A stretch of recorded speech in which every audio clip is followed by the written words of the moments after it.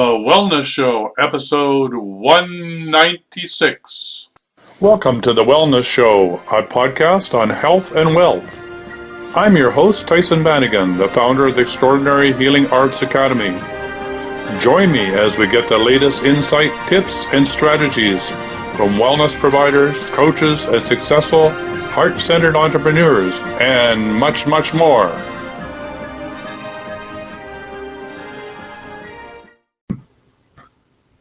Welcome to the Wellness Show. And today I'm excited to have a new friend who's already an old friend. His name is Swami, and he calls himself the Orange Cowboy. Who would guess that with that hat on?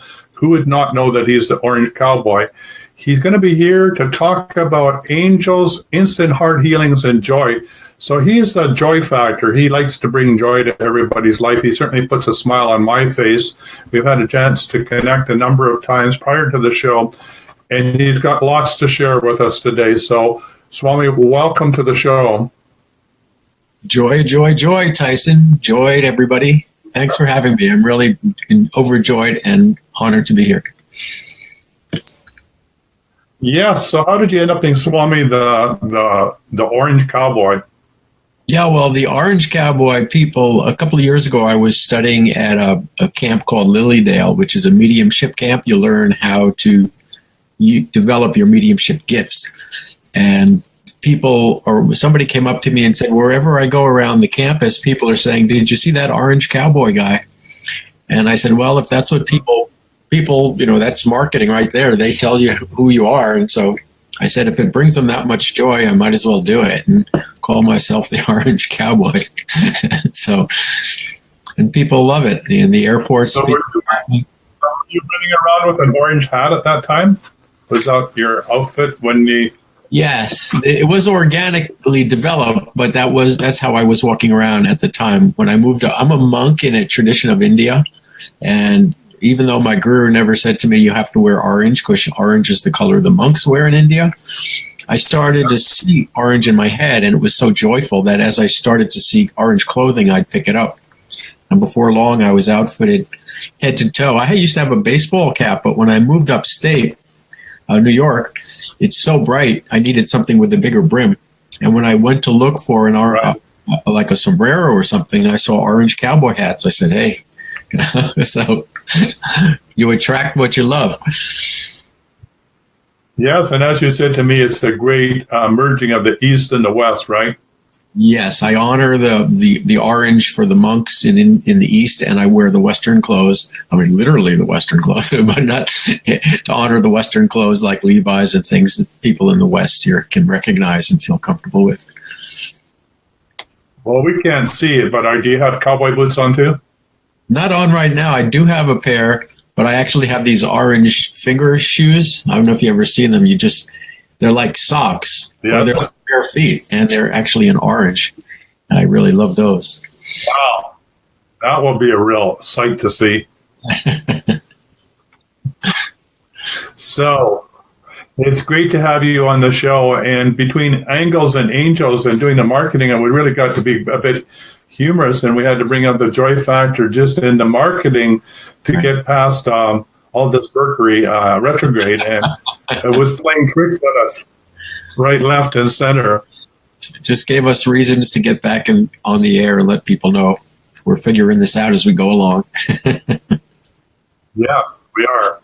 So you spent a lot of time studying in the East, and I think for lots of people that's really quite a mystery, and I know that's not what we're talking about necessarily on this show, but it is really truly who you are. And so how did that come about in your life? How did you end up in India?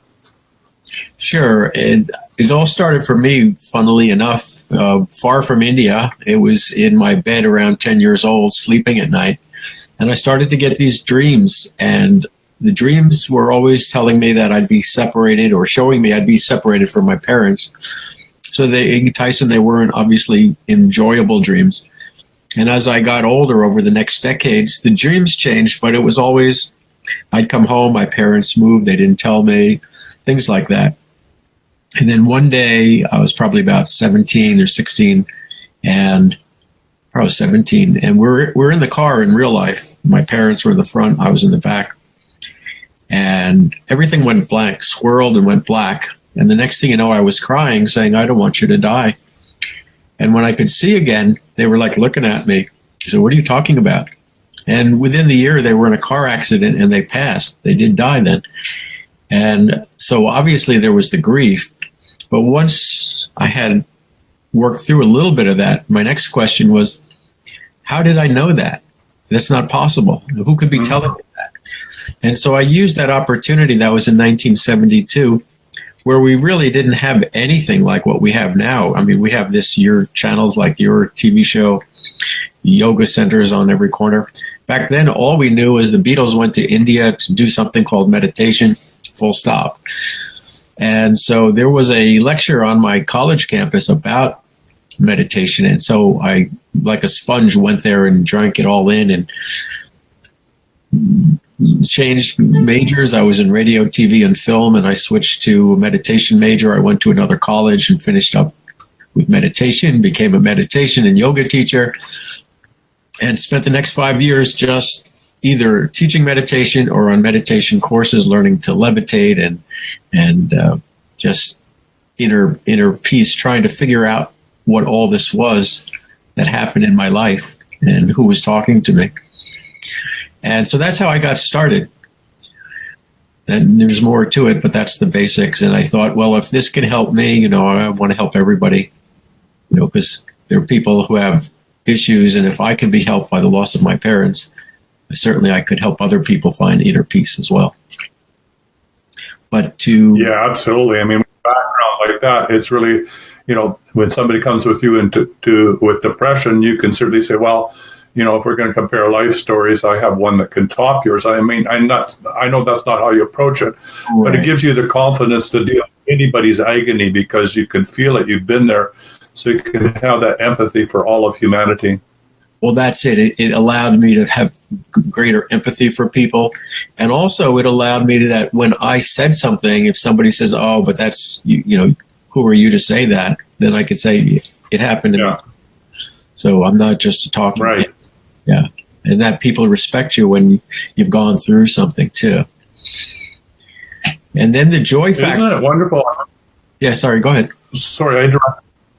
Oh, I was just thinking, how life has come full circle for you. Here you are, you had this experience, you went to India, but you started off in the broadcasting, and here you are about to launch, a TV radio show. And like you said, you want to reach as many people in the shortest amount of time possible. You want to enliven and enlighten the whole planet. I mean, that's where the joy comes in.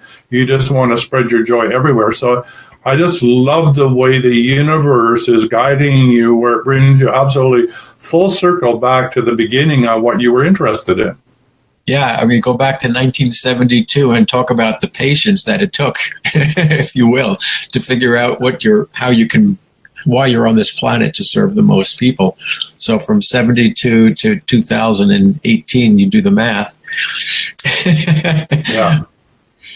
The funny thing is that the two biggest sad times in my life, the first being the loss of my parents, and the second one being when my guru passed in India, that's when I really, it's like cracking the pot, they say, and the air escapes or air gets in. That's when my heart cracked open, and that's when magical things happened for me. So when I lost my parents, I stepped into the mystical spiritual realm. And when my guru passed, I was in the airport in India, and there was a book by a saint named Chaitanya. And Chaitanya was the person that the Hare Krishna movement founded themselves after. He went around, this is hundreds and hundreds of years ago, Chaitanya was alive, and he would just chant the name Hare Krishna in the streets, and he'd get so high spiritually. And I read his book, and it brought me such joy. And that's so the passing of my parents brought me to the spiritual world. The passing of my guru brought me to the joy factor, because I had to have something to surmount the weight of the grief of the losses. And each time I love that answer. Because the next question I was going to ask you, is, the Buddhist tradition, we're talking about overcoming suffering, right? Suffering, suffering, suffering. The whole world is about suffering. And I was going to say, well, how do we deal with that? Aren't we going to the other extreme when we're just wanting to be joyful or dwell in joy? But you explained something really beautifully, and that is that there was so much suffering and pain in those two experiences. You had to transmute that energy into joy, and the joy was the equivalent that you found to allow you to do this transformation, this alchemy within. Yeah. And now I'm getting why you want to teach joy. You want to help people discover this alchemy within inside of themselves so they can take their sufferings and transmute it. Exactly. And in both cases, for me, it was like my world came to an end, or it appeared to come to an end. And it's like you need to come up if you slip underwater, you need to come up and gasp for air. For me, joy is that which gasps, which is my air, which is my connection. And so right. Everybody who's in this world, there's so much suffering and confusion and anger and separation amongst us and them kind of a thing these days. And the only thing that brings it together is joy.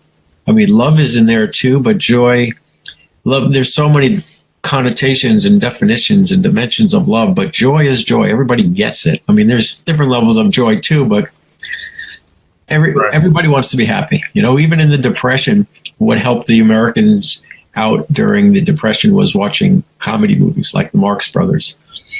So joy and laughter, that's what our angels are all about. That's my experience with them. They're so much fun. They're so light. And their message is always love and joy and upliftment. And I'm just so grateful to be connected with them more and more and to help others connect with them. So how did that part come about? How did the angel part come about in your life? Oh, over time, because at first I didn't really believe in them. And then I remember the first time I was thinking about it, and I'm not sure why I was thinking about it. I was driving I live in this beautiful upstate New York, and I'm on the highway, and it's a blue sky with those beautiful cumulus clouds.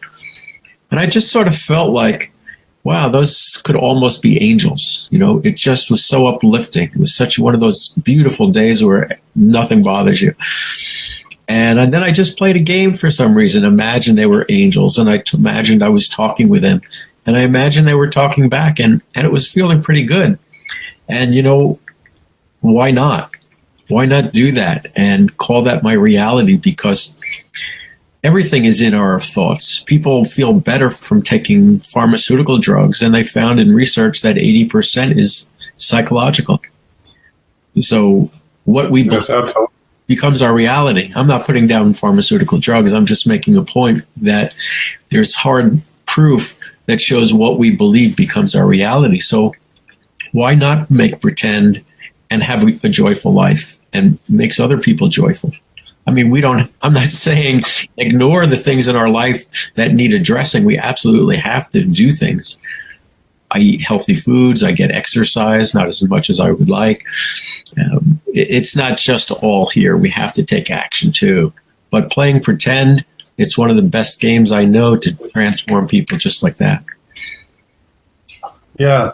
I mean, there's that expression, fake it till you make it, and there's a lot of validity in that, and I find it interesting, you were looking at the clouds and seeing them as angels, and I just posted in the Dowsing and Energy Healing closed Facebook group pictures of the clouds that look like angels and with rainbows, and talked about the elementals, the sylphs, and how they're cleaning up the air and the planet and the chemtrails. And wow, there was such a response from people thanking me for making that connection.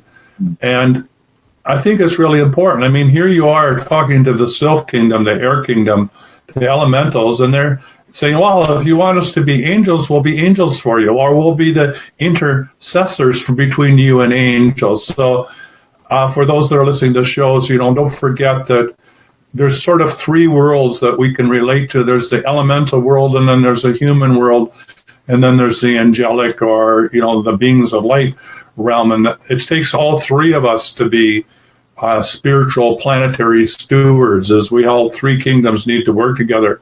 So I love that, you get to transmute all the suffering into joy, help other people do that, and get to talk to angels. So do you help other people talk to their angels? I do, and I do to the point where I was offered a TV show recently, and after we agreed that I'll do the show, my angel said to me, "So let's have a conversation about your show." And I said, "Great, and let's talk about the name of the show. How did you get the show?" I said, "Well, it's my angels. You guys made it happen." And they said, "There's an expression, write what you know about." And that was, the hint for me. And I said, I get it. We have to name the show about angels, talking to my angels, because that's what I'm doing. It's so much fun. And, Tyson, in the world, angels are the only spiritual conversation that nobody's ever fought over. People have fought over God. They fought over religion. Everybody loves angels. How cool is that? So why not go into that camp and say, hey, let's come together over angels. We may not come together over everything, but if we could spend a little time and get our angels to help us have better lives, isn't that great? Isn't that good? And so there it is, Talking with Our Angels is the TV show. It'll go out to 160. Yeah, I like that. It's going to go out to 160 countries? Yes, sir. Yeah, that's pretty exciting.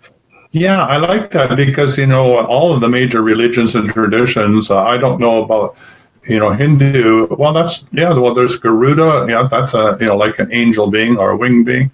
Yeah, So yeah, just about in every tradition there is the angelic kingdom is always giving wise advice to the human kingdom to help them, as you say, move through their suffering and find joy, find some lightness, some that airy feeling. I mean, it's even in the words that we use in our English language, Yeah.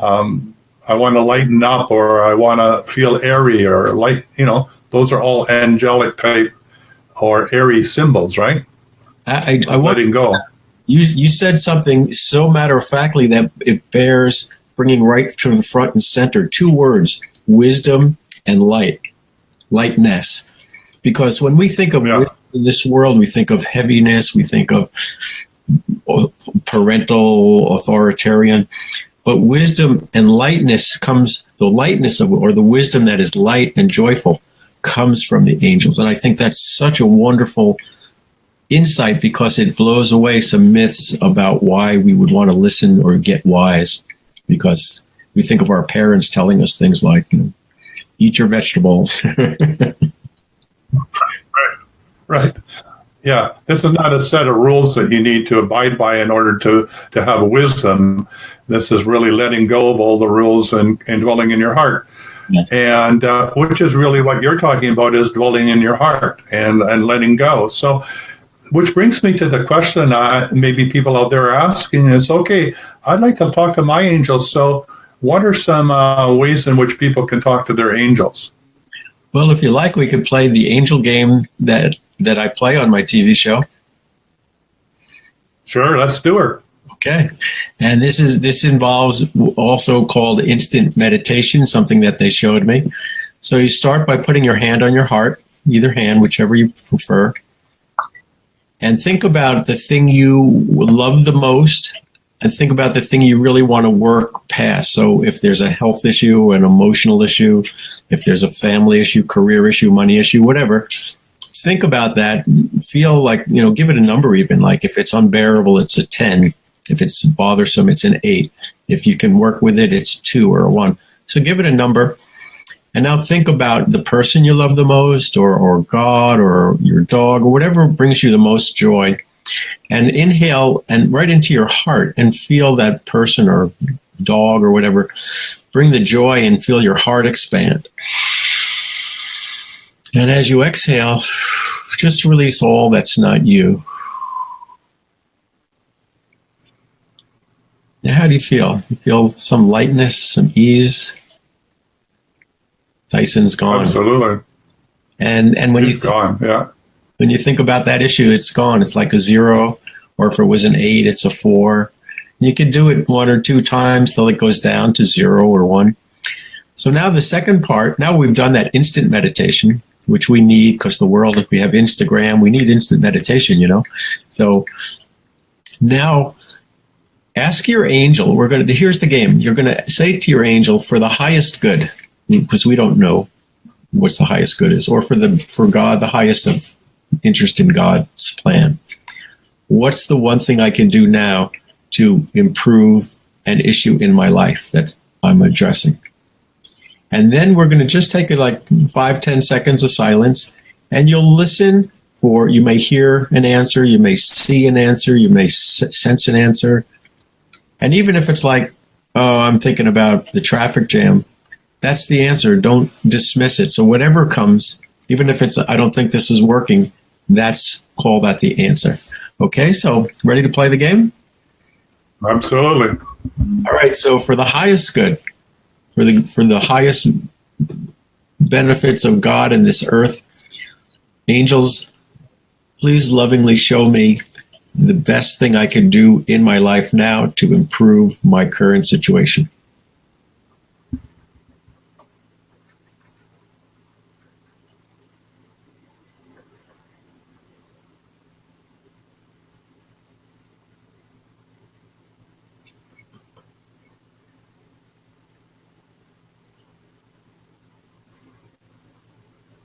And so, Tyson, what did you think, hear, feel, smell, know, sense?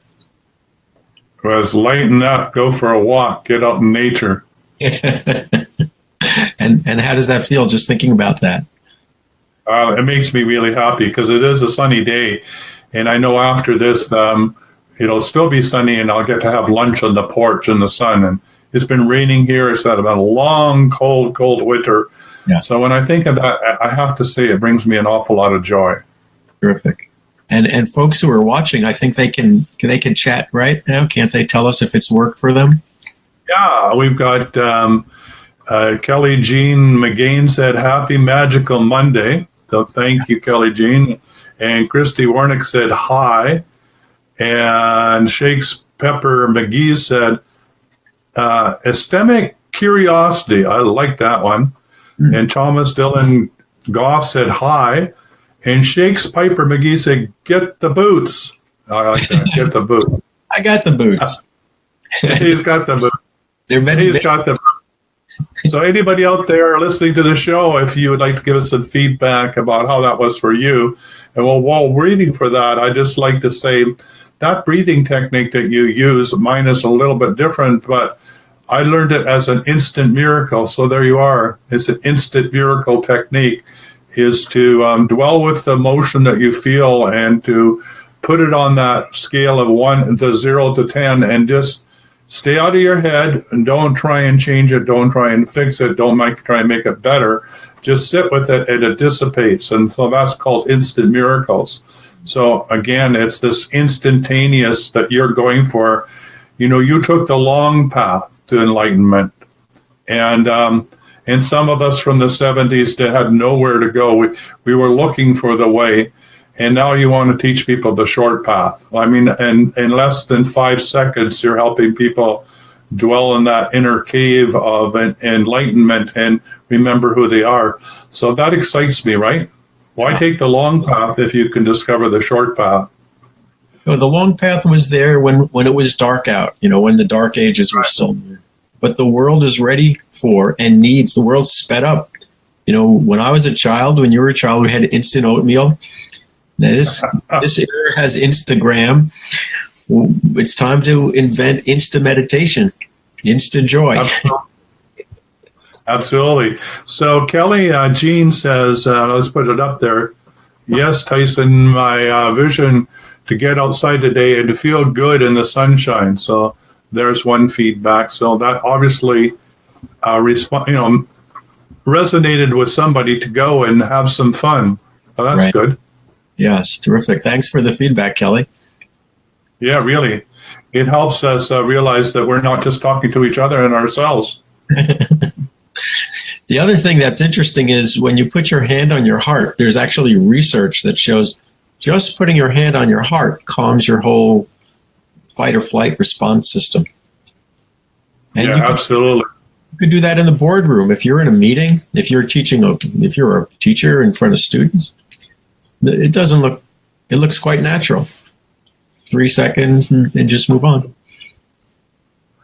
Yeah, I think that's really important. I mean, I teach people how to clear their bioenergy field, and that's once you've learned how to do that, that's one of the sort of the short ways of doing it is put your hand on your heart and say clear, and it's done, right? So it's like the meditation process that Swami went through, the long route, right? So you learn this over a period of time. It becomes part of who you are. It's ingrained in your DNA, and then you can then just use the short form, which is like, put my hand on my heart and I say clear. And now my body knows what clear is because it's been through that experience so many times that it just runs the whole program and boom, you're clear.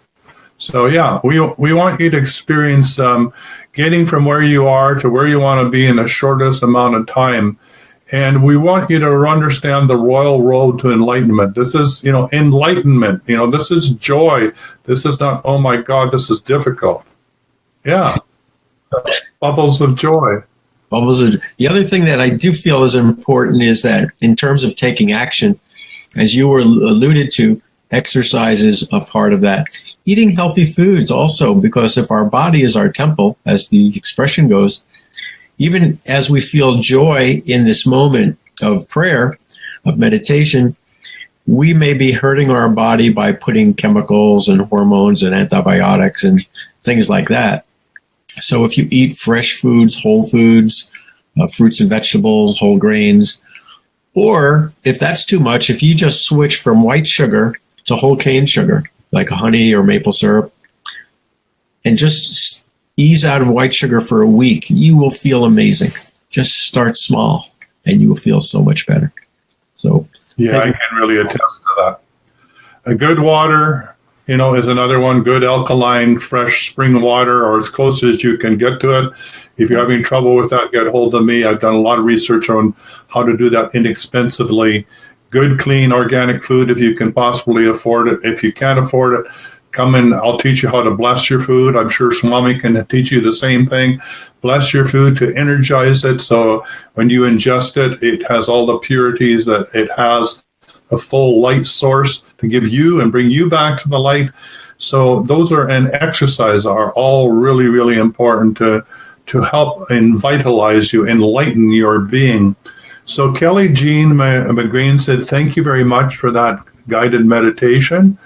And Christy Warnick said, yes, I do this exercise in a similar way. And Christy Warnick said, I advise my clients to be in their heart space as much as possible. So thank you, Christy. Thanks for showing up and being so supportive of the show. And I love what you're doing for all your clients as well, helping them experience letting go of what no longer serves them. So yes, we're getting some feedback from people out there that are enjoying and tuning into your short path to enlightenment. Yes, that's it.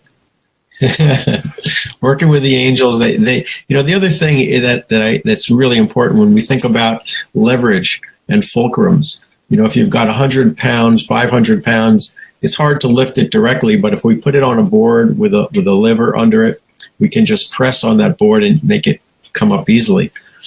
And when the angels invite us to do something, when they invite me to do something, if I step into that space, they do it. And it's lifted up, it's done for me, and I just get to enjoy the thrill of it happening. That's another really exciting reason to hang out with my angels. Yeah, that's really, really important. I mean, whether it's the Court of Atonement, for those that have listened to the show and know about the Court of Atonement, or if you're a dowser, we talk about, Raymond Grace talks about giving it to upstairs. Like he has no problem whatsoever of starting a clearing action, and then he says, I give it to upstairs, let them do the work. And that's what we're talking about. When you appeal to the higher dimensions, the beings of light, the angels, to assist you, they can carry on to do the work that you've instigated, but they can't really do the work unless you ask. So again, it's this intimate connection between your intention as a human and the angels' desire to assist humanity that we work in congruence to bring about the change and transformation we want in our lives. So thank you, Swami, for that. If in doubt and you don't know how to do it, give it to upstairs. They know how to do it. That's it. And some people ask, well, how come, there's been this philosophy of no pain, no gain, work, struggle. And again, in the past, in the darkness, that may have been what we needed to do to get to the light. But the world has lit up so much that we are in actually a golden era, an age of celebration, as the angels told me. And shamans in Guatemala told me that. The Mayans said the end of the Mayan calendar is the beginning of the age of celebration. Mayans told my friend in Mexico jungles the same thing.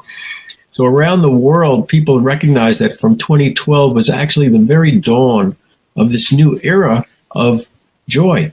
And so the work in the era of joy, the work of the day is to play. And that's why I love that. It's so easy. I love that. So Kelly Jean McGreen says, they brought me to connect with you, Swami. So there you are. That angels brought her to meet you. So that's nice. Joy, Kelly. Yeah, well, you can connect with me. I'll give you a link later. Yeah, we'll talk. And you can see my shows on the internet. So living in joy, living in with ease and grace, is not something that detaches us from the world and separates us. It's not the illusion that people think, oh, you're just a joy freak, or you're just, you're in la la land, or you're just not dealing with the realities of life. You're just a spaced out cadet. You're one of those light workers, woo woo people. Well, this is far from the truth. What you're saying is that this is our original state of being. Exactly. And in fact, to live in illusion and suffering and pain and everything is to be lost in the world of suffering, to forget who you are.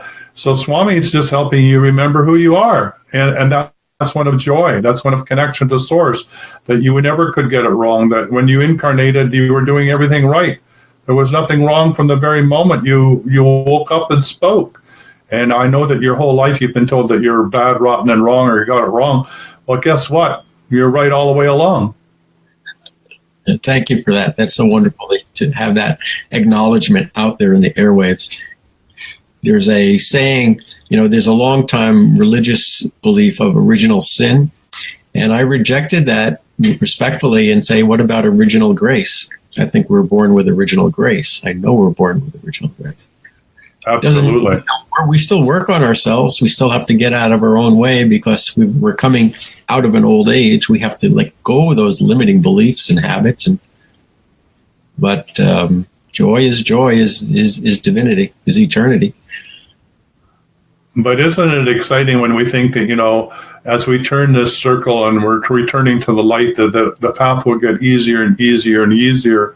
And for you that are, parents or even have, grandparents, when you help children come into the light or into the joy, how much quicker it's going to be for them. And this whole process is going to get easier and speed up. And what could be better than 28,000 years of joy? I mean, wow, that's worth being birthed into, right? Yeah, absolutely. And, speaking of the children, you could just see there's a lot of them being born with these gifts. They automatically know things. They know how to heal people. I had somebody say, Grandma, if you like Mars, I could take you to Mars, but I have to come back because I'm a citizen of the Earth.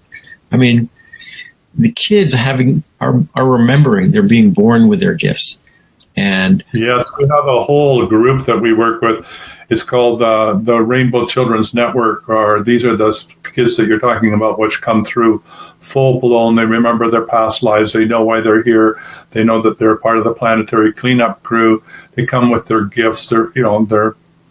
They just know who they are. They don't need to be told anything. And in fact, they're almost like raising their parents. Now, that being said, they do need to have boundaries and they do need to be protected and they do need to be loved. So don't get me wrong. There's a role for the parents. But helping them to skip all the dark age things that we went through, like the schooling and the corrections that this way or that way to fit in. Never mind fitting in.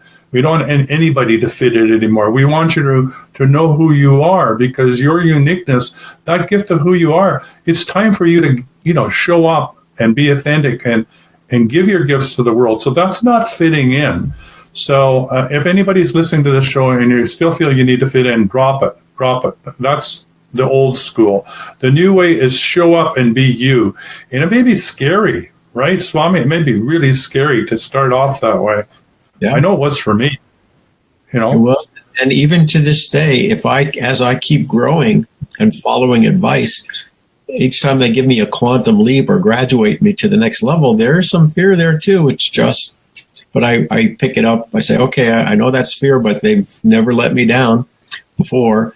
And so I may talk through it. I may say to a friend, it's a little frightening. And they go, yeah, but the angels got you. I go, yeah, you're right. So. You're being in the rock and the cradle of the angels, so you'll be taken care of.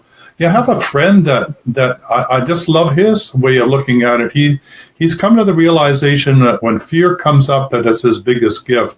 So he says now, instead of running away, he's taught himself to run right into the fear, that he knows that the biggest gift is waiting for him. And I love that. I can't say that I've got that fully incorporated into my life. I'm probably running the other way before I remember to turn around. But I love that concept, right? That fear has got this huge, beautiful gift waiting for you. Really, because it's saying, here's something you've yet to experience. More love. Right. More joy. Yeah, living and experiencing those higher heavenly realms. That's what The other thing that it reminds me of when you talk about joy is I think about gaming, that you have this joystick, and each one of us has this joystick in our own lives, and why not use that joystick? You can operate your own joystick and bring joy into your life. You just push it forward, or you push it to the left, or you can direct it any way that you want. Yeah, I just interviewed Chris Salem yesterday on my TV show, and his first step in all of this is awareness. And that's what you're talking about right now, Tyson, is you have the presence of mind to say, no, wait a second. I am not happy with the way things are right now. My head is spinning at 1,000,000 miles an hour. I don't have to let that happen. Angels, help me. How can I? Or thank you, angels, for calming me down. And the more we really want that, instantly we start feeling the shift. We have the power. We have the control. Absolutely. And that's the fundamentals of Tao, is that you have a choice in every moment with every thought, word, deed, and action. And you can choose your human mind consciousness, which is fear, doubt, shame, conditioning, and, oh my God, and you're lost, right? Or you can, like you say, pause in that moment and remember who you are, and that your true nature, that you're loved by Source, loved by the angels, always have been, always will be. You can never get it wrong. And then all of a sudden, all that fear starts to dissipate, and remember who you are, and you've made the choice, right? And if the choice doesn't work out, make another choice, a better choice, Well, the choice takes you somewhere, because the world really moves like not in a straight line. So somebody says, Spirit says, go here, and I go there. And what I thought was going to happen didn't happen, but all these other things happen. It's like, okay. Yesterday, I was in the health food store. I was buying some things, obviously, and I heard a thought in my head that said, tissues. Now, here I am thinking it's me having this thought, but I've realized this morning it was all the angels. And I said, tissues, and I started to walk there, and then I had a thought that said, I thought, the way I interpret it was, well, I have tissues at home, I don't need that. But what they were saying, as I better interpreted this morning, was, don't buy tissues, just walk over to the tissues. And I said, well, if I don't need tissues, I won't get them. And I walked away. But then I said, but in the head, this is going, get them anyway.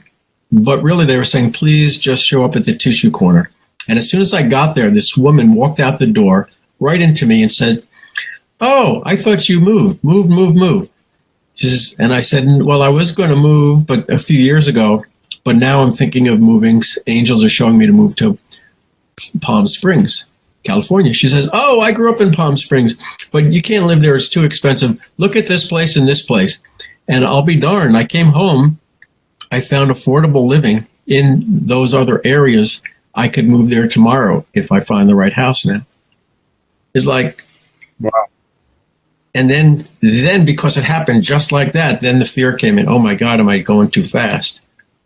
And so I said to my friend, I'll miss you if I go away this quickly. And they said, oh, the angels got you. Don't worry about it. So there's all kinds of ways of fear and interpreting the angels and trusting the angels and growing our lives, for the highest good. Yeah, I like that. So another indication that you're on the path of joy then is what you're saying is synchronicity.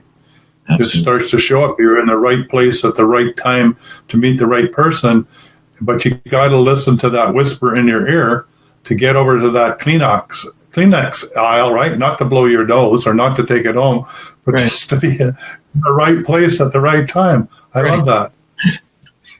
Yeah. There's something really strange happening right now. I don't know if anybody else can notice it, but as you get into talking about the angels, your image becomes a bit blurry. It goes out of focus, and then it comes back out of focus. And I'm not doing anything with the camera. I don't think you are either. No. But it's sort of like a heartbeat. It goes like out of focus, in focus, out of focus, in focus. It's really quite fascinating. I don't know if anybody else is experiencing that, but I certainly am. Maybe it's just me going in focus and coming out of focus. I don't know, but it's pretty neat. Am I going out of focus too, or is it just you that you see? No, it's my seeing you. Oh, okay. You're going in and out of focus, right? So it's really is interesting, and maybe that's just showing the angels showing up. So Barbara says, when I met my husband, I had to walk through door number 1 before door number W appeared. Ever my husband, what was greatest gift ever. So I think what she's saying is that she was told to walk through a certain door, and there was her husband. I think that's what she's trying to communicate, which is really cool.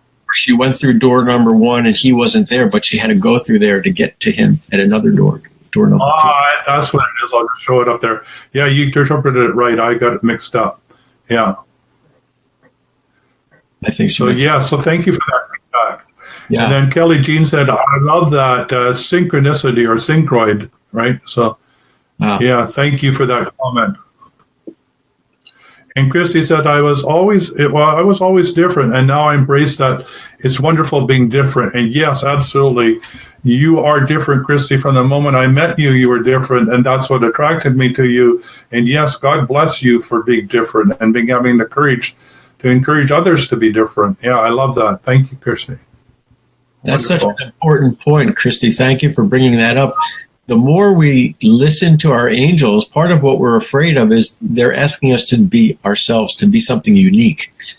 And we become very shy. We're embarrassed to stand out because a lot of people I know were brought up saying, oh, fit in, don't get your head up, they'll knock it down, blend in, don't rock the boat. And none of that is, how can we be ourselves if we're being everybody else? And Oscar Wilde says, be yourself because everyone else is already taken. Exactly. And which is much better than the other way that so many of us are. And as you say, I'm pleased to meet you. And well, I can't really explain it very well, but people say, well, who do you want me to be? It's sort of like, how do you want me to be so you'll like me, right? Or how? So they're playing this game of, they need to be this way to match up with somebody else's energy. And before you know, you get exhausted. Like you can't remember who you were for that person compared to this person because you weren't never in your authentic self. So I think most people are playing that game. They're feel so wanting to be loved, and they feel so lost and detached that they're willing to play any game to try and match somebody else's energy to fit in. And then they get scared that if they really truly show up as who they are, that they're going to lose that friend. So yeah, just show up and be you. Now, there isn't a corollary to that I'm being reminded of as you say that wonderful piece of news to highlight. That's when you're trying to fit in and not be authentic. In addition to that, when you're authentic with each person, you're going to be a little bit different. If you're that's cool. they're going to be more loose, and you're going to be more loose naturally in a fun way.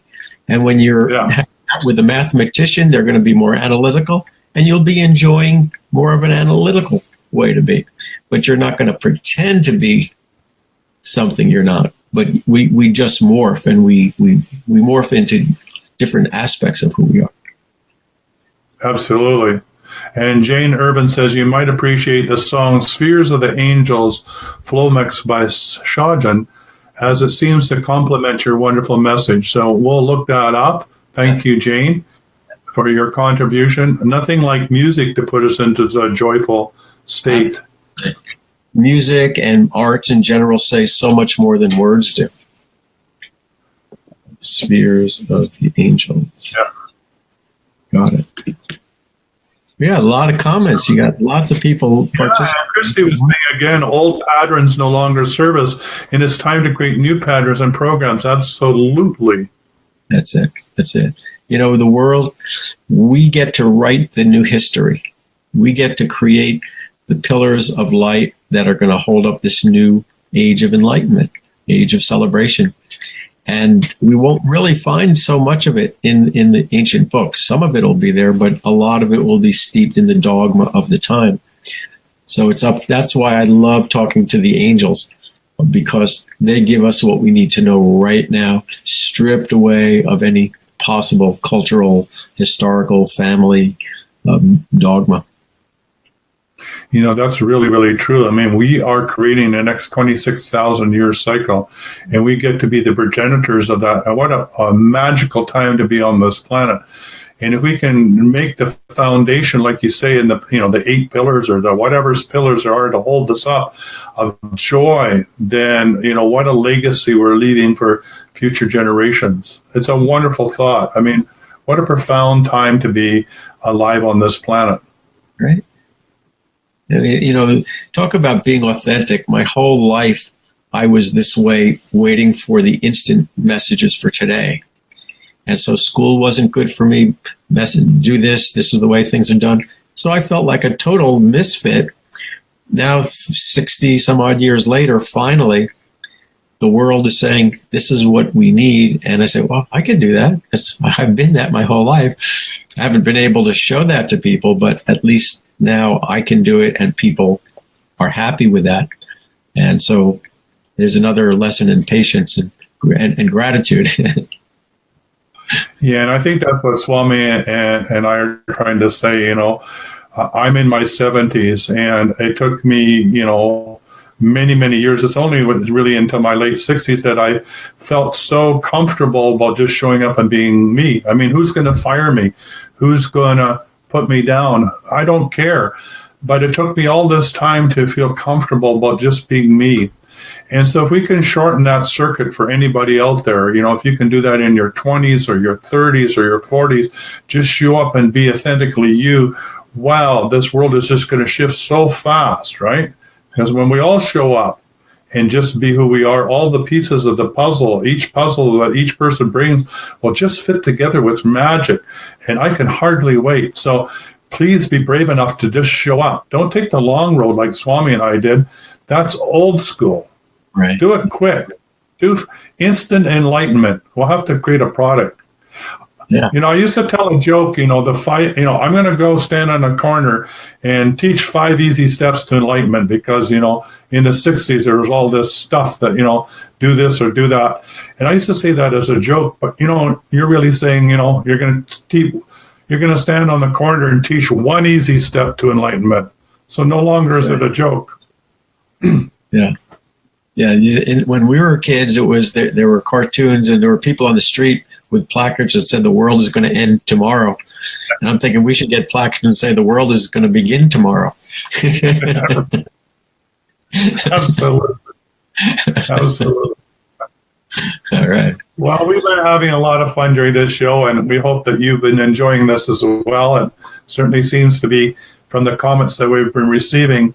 And so we're nearly near the hour, and we're going to wrap it up pretty soon. But Swami, I know people are going to want to get hold of you and play with you and learn the joy factor and do all those good things. So where are they going to find you and your show to get to play with you?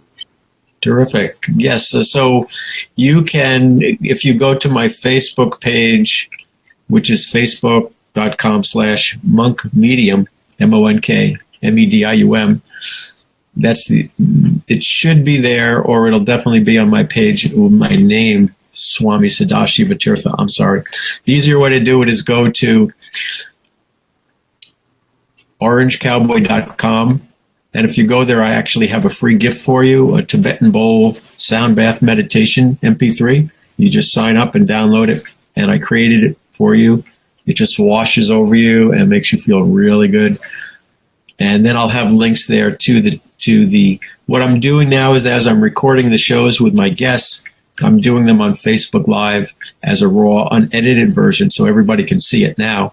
And then I have them in post-production, and they'll be edited and going on the TV networks, where you can also see them for free on the TV to Go app, TV TOGO. It's available on iPhones and Android phones and all of that good stuff. So Kelly Jean McGreen said, orangecowboy.com. And so there it is up on the screen. And so thank you, Kelly, for providing that. So it's been wonderful having you on the show. I know that we're going to be talking back and forth many, many times. Yes. Coming from the long path, we want to share the short path to enlightenment for you. And it's not 5 easy steps to enlightenment anymore. It's just one step into joy. And you can make that step anytime, day and night, that you choose to make it. It's your choice. So thank you, Swami, for being on the show. It was great to play with you. Blessings to all you, all the angels, and everybody who showed up. To the highest good. Thank you all for participating. Tyson, thanks for having me. It's been a real angelic joy for me, too. Yeah, it's been lots of fun. So all you angels, both earthbound angels and angels on the other dimensions, thank you for showing up and playing with us today. Until next week or next time, stay healthy, wealthy, and wise. Bye for now. For quality online wellness products, courses, and services, visit our sponsors, thewellnessstore.ca. and the Extraordinary Healing Arts Academy located at thewellnessacademy.ca. To stay in touch, visit us at thewellnessshow.ca. And until next time, be healthy, wealthy, and wise.